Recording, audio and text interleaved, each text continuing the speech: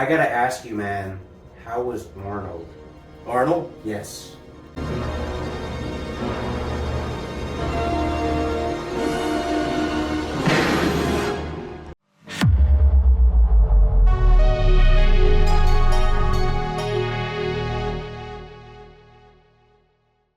You gotta share some good stuff. He was great, man. He was great. The first time I ever met him, he's in a sound stage, you know, these big white stages, you know, you close the door and it's, you know, it sucks closed, you know, and it's soundproof.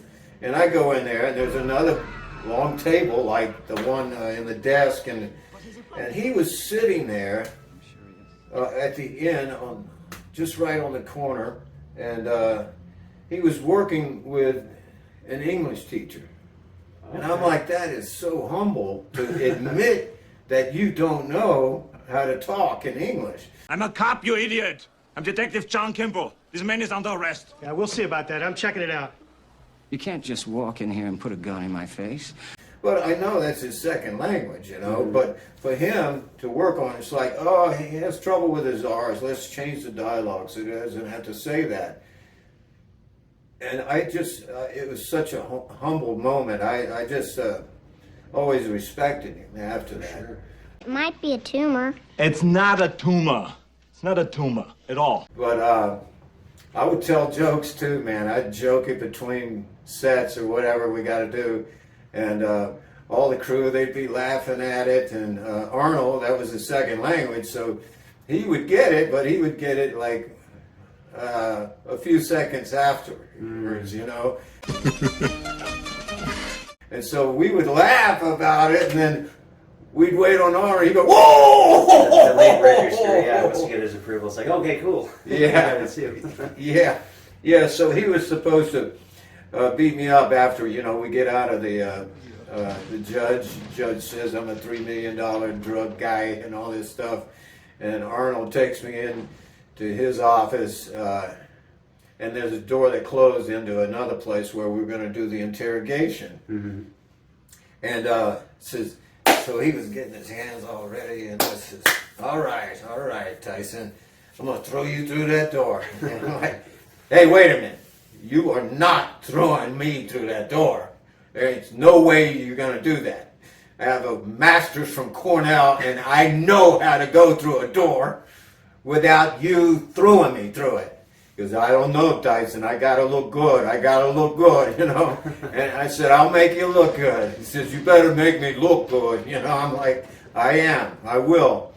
And he was like still warming up. I says, but I get second try. He says, you won't need a second try, you know. And action, I went through it parallel to the floor, and I hit the chair I was supposed to get in, and he just put his arm on my shoulder and pushed that hard, you know, and I was in the chair, and we did the interview, you know.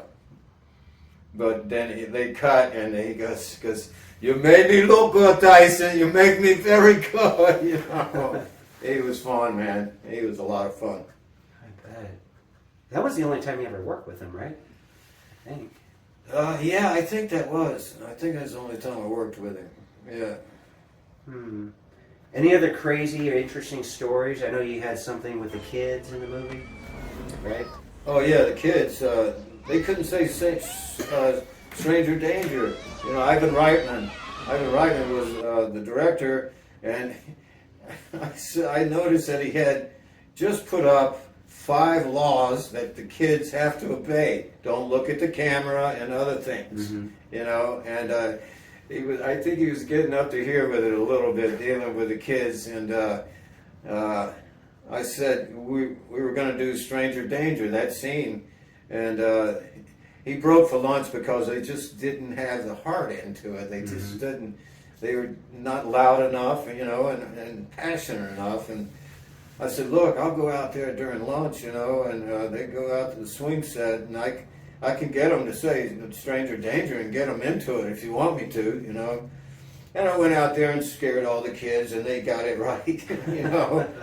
No, but we had it all practiced and everything, and then some bell or a horn or something, and would the kids and the bad guy please come inside? we're ready to go, second half, you know, and I said to Arnold, I said, you better, and I said to Ivan, I said, you better turn it down because they're going to blow it out. I mean, whatever you think, but he goes, okay, Tyson, you know, and they came to action and they go, stranger danger, stranger danger, and then they all jumped in and they were saying it, you know, and then the water's coming down and Ivan goes, cut, wait a minute, all right, turn it down over there, we got to turn it down. It's like, yeah, it was great right then, you know. I said, okay, we can do it again, you know, because we did it many times out there during the Oh, sure, yes. It's always easier to bring somebody down as opposed to bring them up. So you got them to such a high level that it's easy for the director to work with. Yeah. Can you share what happened to you after Kindergarten Cop? 'Cause that's an interesting story, right? What was that? I know you had a deal with Universal, but then you did some other project that still hasn't seen release yet. No, that's right.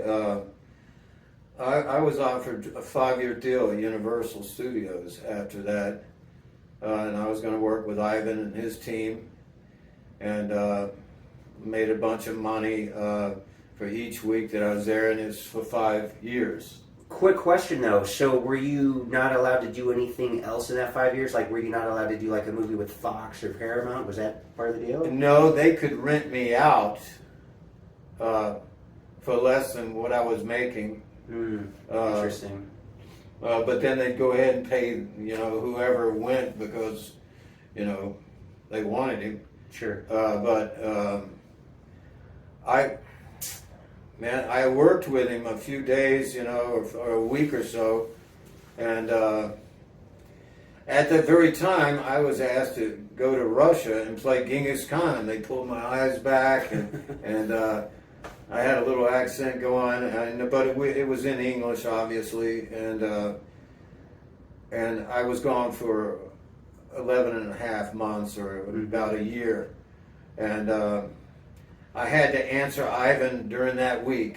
And so if you're an actor out there and you've got decisions to make them, you know. Don't walk away from them. Mm-hmm. You know, I tell people all the time, it's like you don't turn down a movie or a job until you get the job. If you get the job, then you can decide. Maybe you got a better job or whatever. But if you turn them down, they won't ask you back for another one. And that producer might, you know, maybe the assistant is now a producer 5 years later, and I remember you. We wanted you for that movie, you know, and we wish you had done it, you know. Oh, I had a Jim Morrison movie, a type of Jim Morrison for these guys, and I saw them 5 years later, and I was doing something else, but when I was at Cornell, my girlfriend, she thought I looked like Jim Morrison, and I grew up without a radio. I did. I was playing football and stuff, you know, and just making those grades to go to the Naval Academy. Sure. But when I got out there, she said, "Oh, you look like Jim Morrison." One of our first deals, what we had to do was to write a one-act play and direct it and be in it. And so I wrote the Jim Morrison story. You know, when he was in Miami, he was accused of taking off his clothes, and he was down to his shorts, and he tried to throw those off, but there was a cop or a stage manager came up behind him and held his back and held his pants on, you know, his underwear on, you know, I guess, and so he decided to jump into the audience, and he ran all over the place with a big snake following him, and went up in the balcony and finally down in the basement where their room was. And when the door slammed shut, that's where my one-act play started. And so we were figuring out how to, you know, we could do footage and show him running around, but well, why did I tell you that? I don't even know. Circling back though, so you were playing Genghis Khan for like 11 and a half months. Yeah. Why hasn't that project ever come out? You know, it was an Italian production. We were in Russia on the Chinese border, and then we were in China for a month. And it broke my heart that it didn't come out. There was dark money. It was an Italian company. It was like 40 million, and I don't know everything about it, but I know that they tried. They were upset that it was going to be on ABC, and they said they didn't want to share profits with ABC. It's like, it's on ABC. They got to make out a little. What? Right? Yeah. Oh my God! You know, so it still sits somewhere. I think it's in Canada now. I wish we could put it together. It's Charlton Heston's last movie. I mean, Wow, that you know, yeah, I did some scenes with him, and he actually dies in my arms in the movie. And didn't he ask you for like acting advice in that? he did, man. He asked me. I said, "You're Charlton Heston, man. What are you doing? You're asking me if you should do that?" I said, yeah, I'd go ahead and do it. Yeah, he was cool. I think he made 100 grand for 3 weeks, and he did all his stuff in 2 weeks. And he was pulling out, and we had been jogging, and we were right there as they were pulling out. He goes, "Hey," I said, "Did you get the whole 100 grand or what?" Or he goes, "Oh yeah, baby." You know? Not bad for 2 weeks of work. Yeah. That's great. Wow. Yeah, he was cool. He was. He had, I think it was his wife forever, that they were in a trailer, and I had to talk to him. And I thought at lunchtime I'd go up, and I just started. I was like, I'm gonna knock on the door, and his wife opened the door. I think it was his wife or assistant. I think it was his wife. She goes, "Oh, shh, he sleeps. He sleeps during lunch." I'm like, oh, okay. Well, I asked him after lunch, okay? And I looked in the window, and he was asleep, but he was asleep on the dining room table, just like that. Dining room table. Yeah, I mean, they had a table in there for him, and he slept on the table during lunch. Probably good for his back, I guess. Yeah, I guess so. I don't know. Wow, Yeah. interesting. Yeah. Well, that's some cool stories. Thanks for sharing, Richard. Yeah, man. Yeah.